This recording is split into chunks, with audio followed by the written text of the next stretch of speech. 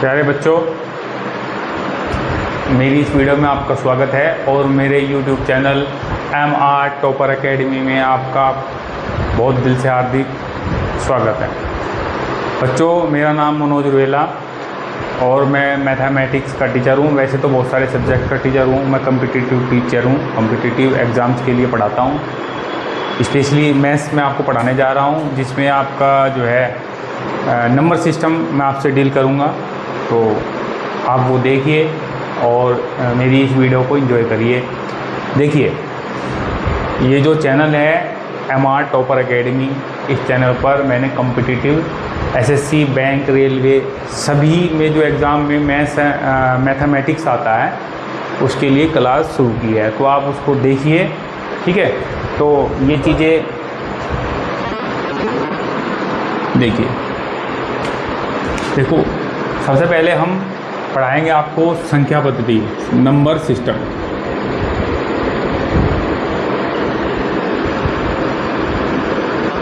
देखो, तो number system में बहुत सारी संख्याएं होती है, जैसे सम संख्या, विषम संख्या, भाज्य संख्या, अभाज्य संख्या और परिमेय संख्या, अपरिमेय संख्या। तो उनके बारे में मैं आप लोगों को सभी को डिटेल में बताऊंगा। जितना आज पाठ पढ़ाऊंगा आप उसको तैयार करना, फिर नेक्स्ट जो पढ़ाऊंगा उसको तैयार करना, ठीक।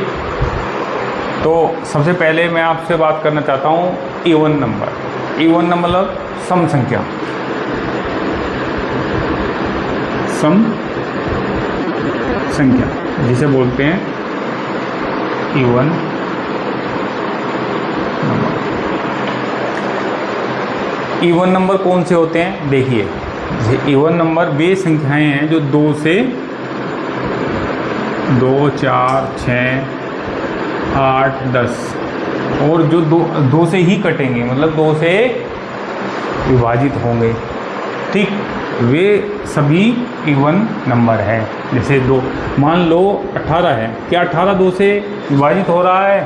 हाँ, 2 से विभाजित हो रहा है, इसलिए ये इवन नंबर है। मान लो 20 है, क्या वो 2 से विभाजित होता है?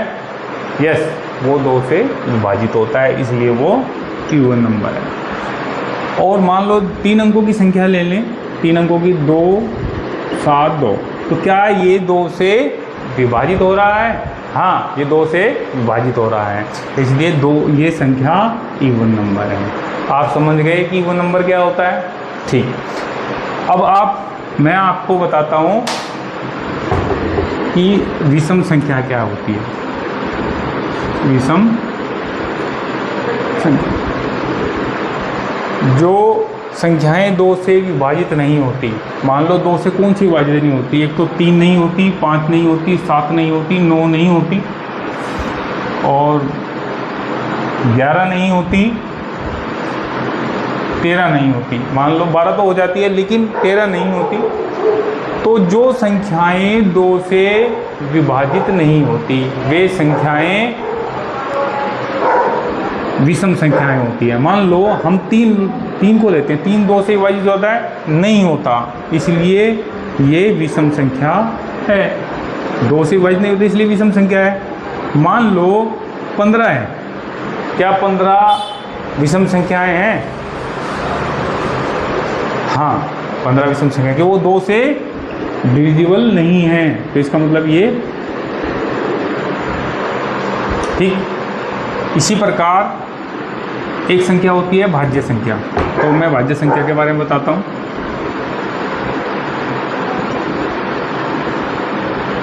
भाज्य संख्या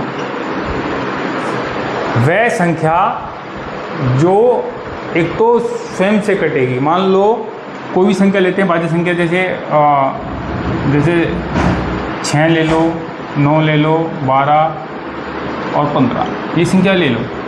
तो ये देखो कि क्या संख्या एक तो स्वयं से 6 से, एक से और एक अन्य किसी संख्या से अगर डिविजिबल है, अगर वो संख्या 6 से कट रही है, 1 से कट रही है, अन्य किसी और से भी कट रही है, तो वह संख्या भाज्य संख्या है, क्योंकि ये 6 से तो कट रही है वो 1 से भी कट रही है और 2 से भी कट रही है और 3 से भी कट रही है, तो ये तो 4 से कट रही है। मैंने बात किया है आप लोगों को कि 3 से अगर कट जाए किसी भी 3 संख्याओं से, 4 से कट जाए तो बहुत अच्छी बात है, तो वो संख्या भाज्य संख्या होती है। ऐसे ही अभाज्य संख्या देखिए,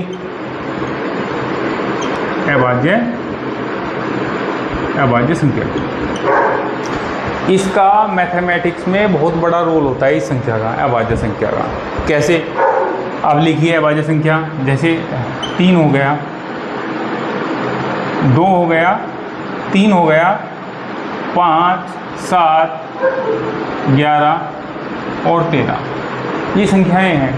देखो मैंने अभाज्य संख्या ही ली है, मैं आपको इस बारे में बताऊंगा कि अभाज्य संख्या कैसे है, ठीक है। पहले इसको मैं मिटो देता हूँ। देखिए आप, जो संख्या, कोई भी संख्या हो, जो नंबर एक तो 1 से डिवाइड होता है और एक स्वयं से डिवाइड होता है और अन्य किसी से डिवाइड नहीं होता, वह संख्या अभाज्य संख्या होती है। जैसे 3 ले लो, 3 1 से तो होगा और स्वयं से भी होगा, अन्य से नहीं होगा किसी से। इसी प्रकार आप 13 ले लो, देखो 13 1 से होगा, 13 से होगा, अन्य से नहीं होगा। अगर ऐसी संख्याएं हैं तो वह संख्या, स्थानीय मान प्लेस वैल्यू के बारे में बताऊंगा। मान लो एग्ज़ाम में आप क्या जाता है कि भाई स्थानीय मान बताओ क्या है इसका। मान लो देखो स्थानीय मान किसी का भी निकल सकता है, 1 डिजिट हो सकती है, 2 डिजिट हो सकती है, 3 हो सकती है, 4 हो सकती है, 5 हो सकती है। मान लो हम लोगों ने 4 डिजिट वाली कोई संख्या ली, ठीक है। हेलो 4 3 2 7। अब कहा कि भाई 2 का स्थानीय मान बताओ क्या है, ठीक है। तो 2 का स्थानीय मान कैसे निकलेगा, ये देखिए आप, 2 नीचे करो और कितने इसके अंक हैं ये, तो 2 का स्थानीय मान क्या होगा 20। मानो 3 का स्थानीय मान पूछा, 3 का, तो कितने जीरो है, कितने अंक है आगे, उतने ही जीरो लगा दो। अगर 4 का पूछा, 4 कितने हैं, 3 है। अगर मान लो 7 का पूछा, 7, तो 7 का तो 7 ही होगा, क्योंकि ठीक है। अब ये 0 2 0 और 3 0 क्यों आ रहा है, आप देखिए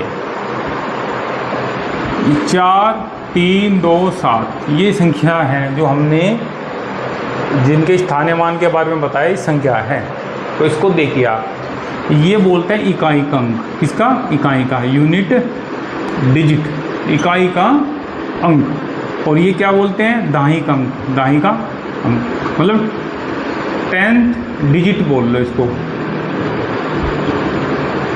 और इसको सैकड़ा, सैकड़े का अंक बोलते हैं। सैकड़ा, जो भी चीज़ 100 पर आएगी, 500 हो गया, 400 हो गया, 300 हो गया, 200 हो गया, तो ये जो 100 वर्ड है ये सैकड़ा आएगा, ठीक। तो इसको बोलते हैं 100 पाएगा, डिजिट कह लो इसको आप, डिजिट जो भी आएगा, मतलब 100 पे डिजिट आएगी। और ये 1000 डिजिट, मतलब 1000 पर जो डिजिट आएगी इसको बोलते हैं 1000। जैसे बोलते इकाई, ढाई, सैकड़ा, 1000, ठीक है, समझ रहे हैं आप।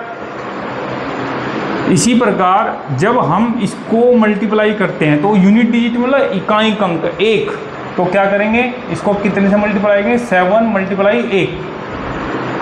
अब दाएं के अंक में क्या करेंगे, जैसे 2 है, 2 डिजिट 10 से मल्टीप्लाई करेंगे 20।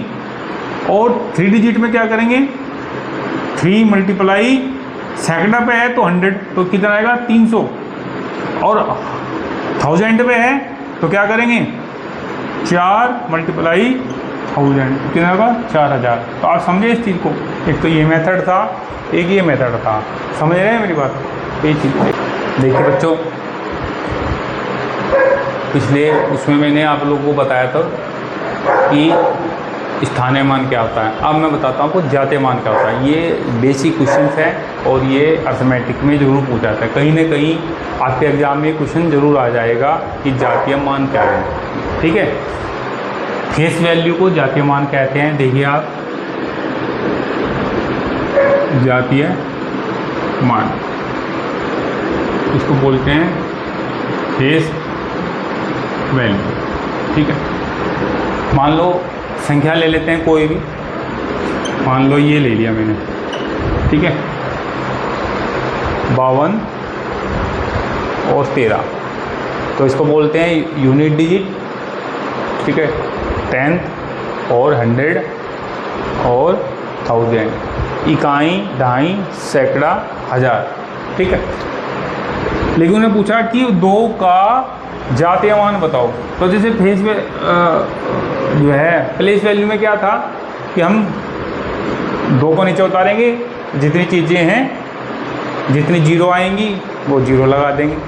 लेकिन इसमें नहीं है, इसको जातीय मान में जैसे 2 का पूछा तो 2 का 2 ही होगा, वही अंक जातीय मान होता है जो पूछा जाता है। समझ रहे मेरी बात को?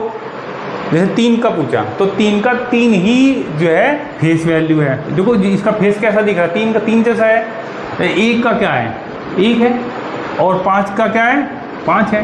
तो इसलिए कभी भी आपको जातीय मान पूछे तो ये समझ लेना कि वो ही डिजिट होती है जो पूछी जाती है। ठीक है, जातीय मान ये कहलाता है। ठीक है, ओके।